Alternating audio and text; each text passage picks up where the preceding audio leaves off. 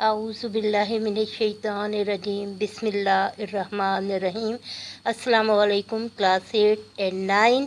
खुश रहें। आपकी किताब में जो सफ़ा है हुस्न तरतीब, इसमें हिस्सा गज़ल को हम देखते हैं। मीर तकी मीर की गज़ल की आज हम तशरीह कर रहे हैं। हस्ती अपनी हबाब की सी है।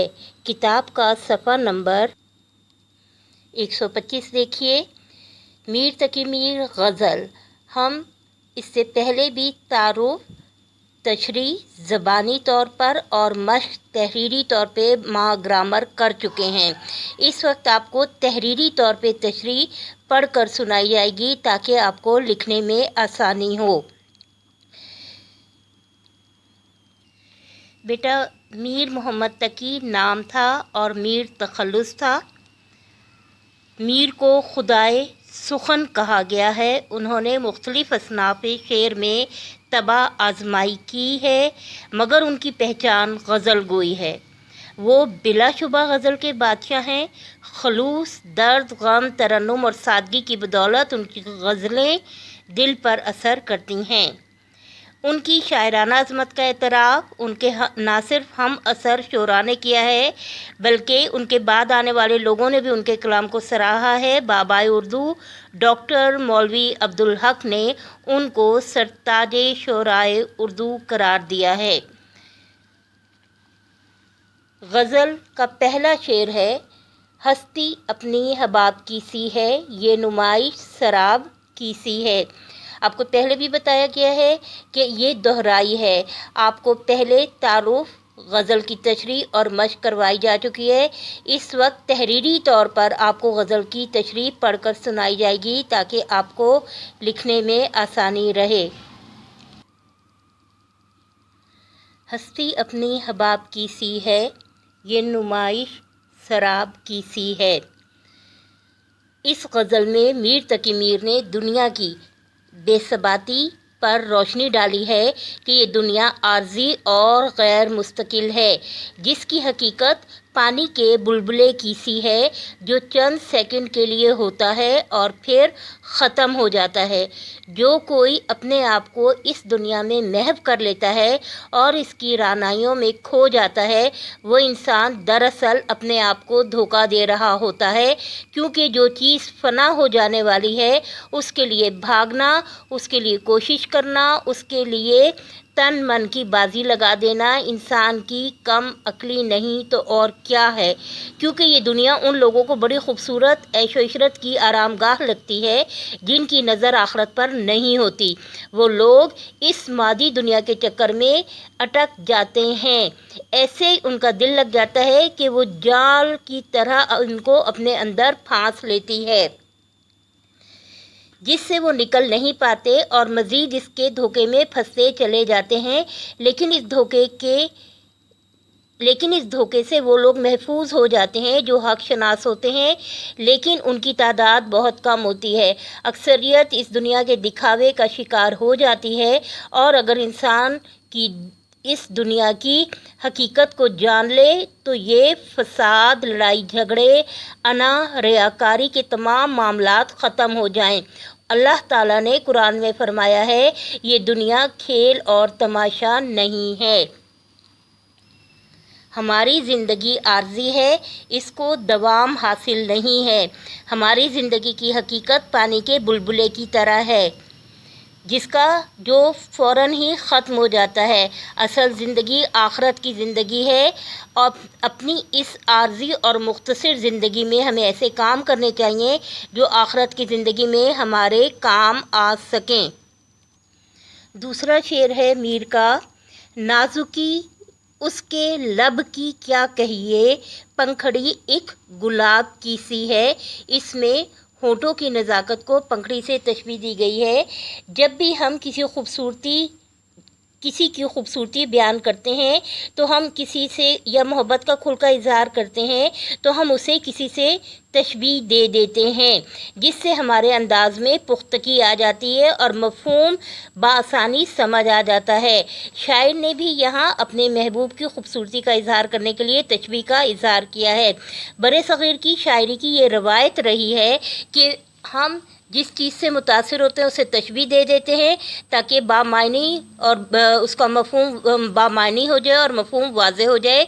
बिल्कुल इसी तरह इसकी मिसाल में आप लिख सकते हैं, जैसे आतिश ने कहा है आप ही की किताब की दूसरी गज़ल में, हमेशा लिखे वस्फ़ ज़ंदाने यार कलम अपना मोती परोया किया, कि वो महबूब के दांतों से मुतासिर हुए, उन्होंने ये कह दिया। इसी तरह उन्होंने कहा है ज़ंख्ता से आतिश मोहब्बत रही, कुएं में मुझे दिल डुबोया किया। तो ये बरसग़ीर की उर्दू शायरी की गज़ल में रिवायत रही है कि हम जब हुस्न से ख़ूबसूरती से मुतासिर होते हैं तो उसे मुख्तलिफ़ चीज़ों से तशबीह देते हैं। बिल्कुल इसी तरह शायर ने यहाँ पे भी तशबीह का इज़हार जो है वो अंदाज़ इख्तियार किया है। शायर का कहना है कि उसके महबूब के लब नर्म व नाजुक और ख़ूबसूरत हैं, जैसे कि गुलाब नर्म व नाजुक और ख़ूबसूरत होता है।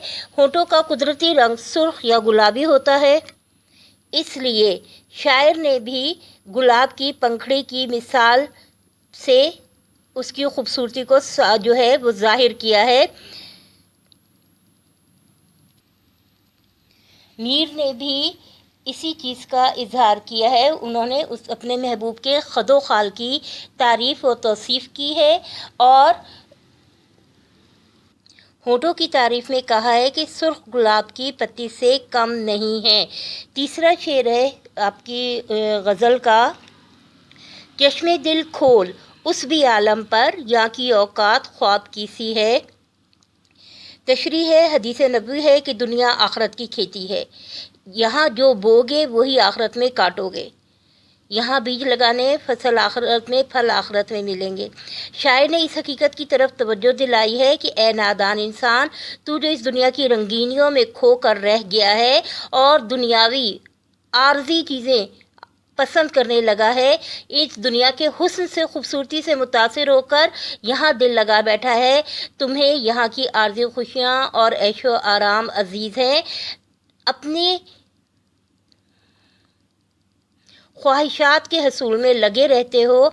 हालांकि ये दुनिया तो सिर्फ एक सराय है जहाँ इंसान कुछ वक्त गुजार कर अपने अब्दी आखिरी हमेशा के लिए रहने वाले ठिकाने पर चला जाएगा। शायर नसीहत करते हैं कि तुम अपने अंदर की आँख खोलो, दिल की आँख खोलो और इस दुनिया की हकीकत और बेसबाती को पहचान लो। शायर के बकौल इस दुनिया की हैसियत एक ख्वाब से ज़्यादा कुछ नहीं है। जिस तरह हम ख्वाब देखते हैं और आँख खुलने पर सारा मंजर गायब हो जाता है, बिल्कुल इसी तरह इंसान अपनी मुख्तसर सी ज़िंदगी पूरी करके इस जहां से दूसरे जहां में चला जाता है। इसलिए हमें वहाँ की फ़िक्र करनी चाहिए और ऐसे अमाल इख्तियार करने चाहिए जो हमेशा रह जाने वाले और आखिरत में फ़ायदा पहुँचाने वाले हों, क्योंकि सब ठाठ पड़ा रह जावेगा जब लाद चलेगा बंजारा। इस दुनिया में इंसान की हैसियत मुसाफिर की सी है जिसे आखिरत का सफ़र दरपेश है। इस दुनिया में आने वाले हर इंसान को पता है कि उसे एक न एक दिन दुनिया से चले जाना है। ये दुनिया दारुल अमल है और हमें अपने अंदर के इंसान को बेदार करना है, जगाना है, हमें हक़ को समझना है। बार बार उसके दर पे जाता हूँ, हालत अब इस्तराब की सी है। इस्तराब के मायने बेचैनी के हैं। तशरीह, इस शेर में शायर अपनी बेचैनी और इस्तराब की हालत की वजह बयान करते हैं कि मैंने अपने दिल की कैफियत और हालत बयान करने के लिए और अपने आप को पुरसुकून करने के लिए मैं महबूब के दर पर जाता हूँ, जहाँ मैं समझता हूँ कि मुझे सुकून मिलेगा, लेकिन उसकी बेरुखी और बेइतनाई की वजह से नाकाम लौट आता हूँ और अपना हाल दिल बयान नहीं कर सकता। यही वजह है कि मेरी बेचैनी बढ़ रही है, क्योंकि जब वो उसके सामने जाता है तो उसकी ज़बान उसके दिल का हाल बयान नहीं करती और उसके सामने चुप साध लेती है। उनका कहना है कि मेरी मायूसी मेरी बेचैनी में इजाफा कर रही है। मैं अपनी कल्बी कैफियत का इजहार नहीं कर पाता और फिर जिसके नतीजे में मुझे सुकून नहीं मिलता। और अगर हम इसको हकीकी मायनों में लें तो फिर आप इसको इस तरह देखिए कि इंसान जो है दुनिया में गुम होकर گناہ پہ گناہ کیے جاتا ہے، وہ نفس کی خواہشوں کی پیروی میں بھاگتا چلا جاتا ہے اور اس کی بے چینی میں اضافہ ہو جاتا ہے، اور پھر وہ بار بار اللہ کی طرف پلٹتا ہے، بار بار توبہ کی طرف پلٹتا ہے۔ جب تک اسے زندگی مہلت دیتی ہے وہ بار بار توبہ کی طرف پلٹتا ہے۔ اپنے کاموں کے باعث، اپنے اعمال کے باعث شرم مانے آ جاتی ہے۔ دنیا کی پریشانیوں کا اس کے علاوہ کوئی حل نہیں ہے کہ اپنے محبوب حقیقی اللہ کے سامنے جھک جایا جائے۔ چنانچہ میر محبوب کے وصال کے لیے بے چین ہیں، لیکن وہ جلد بازی کا شکار ہیں کہ ان کی دعا فوراً پوری ہو جائے، اور ان پر اس وجہ سے بے چینی کا غلبہ طاری ہے۔ وہ مسلسل آگ میں جل رہے ہیں، ایسی لکڑی کی طرح جو مسلسل آگ میں سلگتی رہے جب تک کہ وہ ختم نہ ہو جائے، مسلسل تکلیف میں رہتی ہے۔ شاعر کی زندگی بھی اسی طرح ہے، جب تک زندہ رہے گا اس کا کہنا ہے کہ اس کی بے چینی میں اضافہ رہے گا، کیونکہ اس کی خواہشیں پوری نہیں ہو رہی، اس کی طبیعت میں بے چینی ہے۔ تو پوچھ جا کے سرخیے ہر نوکے خار سے، ہم کتنی دور تیرے سہارے چلے گئے۔ پانچواں شعر ہے آپ کی غزل کا۔ میں جو بولا کہا کہ یہ آواز اسی خانہ خراب کی سی ہے۔ شاعر کو اپنے محبوب، اپنے دوست سے گلہ ہے کہ وہ میری ہر بات کو توجہ نہیں دیتا، وہ مجھے اس قابل ہی نہیں سمجھتا کہ میری طرف توجہ دے، کیونکہ انسان کسی کو توجہ وقت اس لیے دیتا ہے اور اس کی بات غور سے اس لیے سنتا ہے جب اس کی کوئی اہمیت یا حیثیت ہو، جبکہ شاعر اس کی نظر میں بے وقت اور بے حیثیت ہے، کیونکہ جو چیز ہمارے دل کو اچھی نہیں لگتی، جس کو ہم ناپسند کرتے ہیں، ہم اس کی طرف توجہ نہیں دیتے، وقت نہیں دیتے، کیونکہ انسان کی نظریں ہمیشہ اسی طرف اٹھتی ہیں جس کی طرف اس کی توجہ ہو یا وہ اس کو دیکھنے میں متاثر کرے۔ جبکہ شاعر کی محبوب کی یہ حالت ہے کہ جب وہ اس کی آواز سنتا ہے تو کہتا ہے کہ میں نے اس شخص کی آواز پہلے بھی سنی ہے۔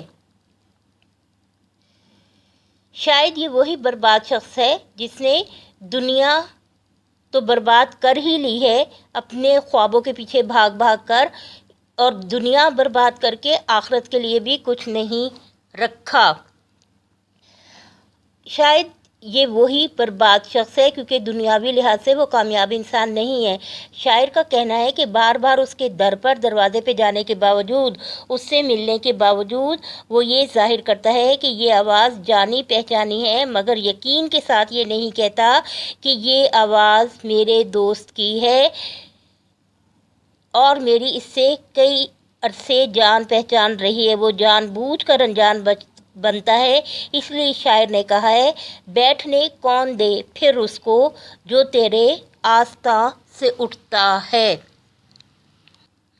یہ دنیا کی سب سے بڑی حقیقت ہے اور اس سے کوئی انکار نہیں کر سکتا کہ دنیا کی ساری رونق اور چہل پہل جذبات ہی کے دم سے ہے۔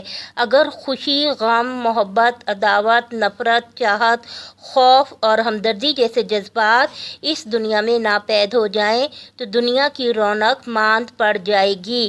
شاعر کا کہنا ہے کہ میرا محبوب مجھ سے اتنا بیگانہ ہے کہ وہ میری آواز کی پہچان بھی بھول گیا ہے، اسے اور اس میں قطعیت نہیں ہے، بلکہ اس کے پہچاننے میں ابہام پایا جاتا ہے۔ وہ میری آواز سن کر تشکیک و یقین کے دوراہے پہ کھڑا ہے، وہ میری آواز کو پہچاننے کے باوجود ماننے سے انکار کر دیتا ہے، اور یہی میر کی پریشانی کا سبب ہے۔ شعر نمبر 6 ہے غزل کا۔ آتش غم میں دل بھنا شاید، دیر سے بو کباب کی سی ہے۔ میر کو خدائے سخن کہا گیا ہے اور انہوں نے کہا بھی ہے کہ ان کی غزل میں جو ہے خلوص، درد، غم، ترنم اور سادگی ہے جو کہ متاثر کرتی ہے۔ یہی کچھ کیفیت، یہی آثار یہاں پہ کچھ ہیں۔ اس شعر میں شاعر اپنی محبت کی شدت کا اظہار اس انداز میں کرتے ہیں کہ اگر انسان کے دل کی دنیا آباد ہے تو وہ زندہ انسان ہے، اور اگر دنیا برباد ہو گئی ہے تو انسان بھی ختم ہو جاتا ہے، کیونکہ جب ہم کسی کو اپنے دل میں جگہ دیتے ہیں تو وہ جگہ الفاظ کی محتاج نہیں ہوتی، اس کی مہک خود بخود پھیلتی جاتی ہے اور بتانے کی ضرورت پیش نہیں آتی۔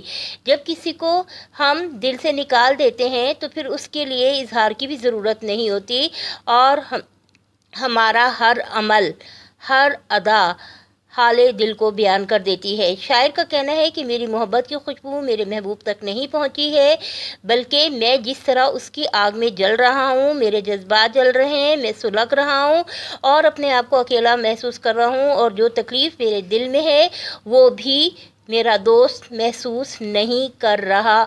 بالکل دل کی کیفیت اور حالت اس طرح ہے جیسے کہ کباب جل جانے پر ہوتی ہے، یعنی میں اس حد تک ناکام نامراد ہوں کہ میرا دل سلگ رہا ہے، جل گیا ہے، اور اس کی جو بو ہے اور اس کی جو جلنے کی جو بھی ہے کیفیت اور حالت ہے وہ اس کی میرے دوست کو کانوں کان خبر نہیں، اور نہ ہی اس کی نگاہ کرم ہے۔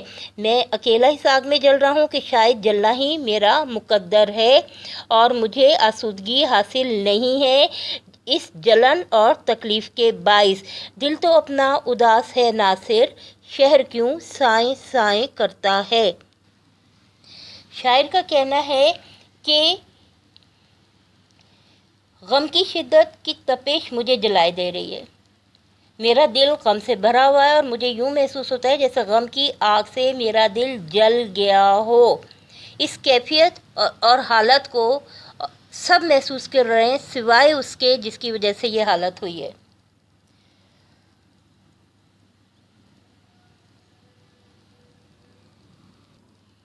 غزل کا آخری شعر ہے جس میں شاعر نے اپنا تخلص بھی استعمال کیا ہے۔ میر ان نیم باز آنکھوں میں ساری مستی شراب کی سی ہے۔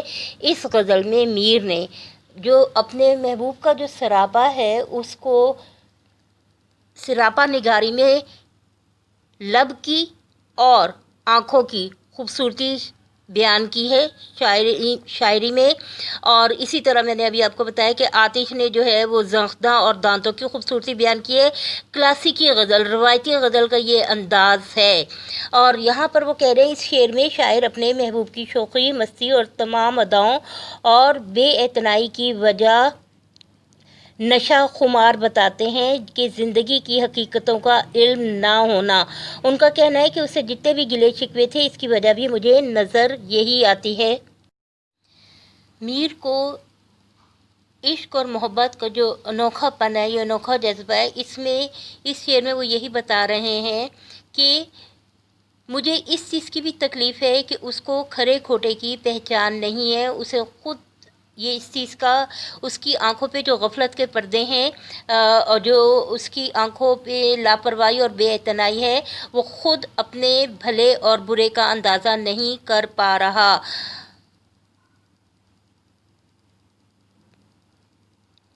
اور یہی چیز جو ہے ان کی پریشانی کا سبب ہے۔ اس میں سراپا نگاری ہے ان اشعار میں، جہاں پر لب ہو گئے یا آنکھوں کا ذکر آیا، یہ در حقیقت سراپا نگاری ہے۔ میر کی غزل کی تشریح مکمل ہو گئی۔ تحریری طور پر آپ کو مشق کرنی ہے، تعارف سے، تشریح سے اور مشق سے آپ کے پیپر میں سوالات آتے ہیں۔ 4 غزلیں ہیں آپ کی، میر کی غزل کی تشریح یہاں مکمل ہو گئی۔ اپنا خیال رکھیے، سب کا خیال رکھیے۔ آپ نے حصہ غزل کو، یہ دہرائی ہو رہی ہے حصہ غزل کی، آپ نے اس کو سمجھ کے پڑھنا ہے، لکھ کر مشق کرنی ہے تاکہ آپ کی املا صحیح ہو، جملوں میں آپ کے تاثرات آئیں، مکمل جملے ہوں اور وقت پر مکمل کر سکیں۔ بہت شکریہ، اللہ حافظ۔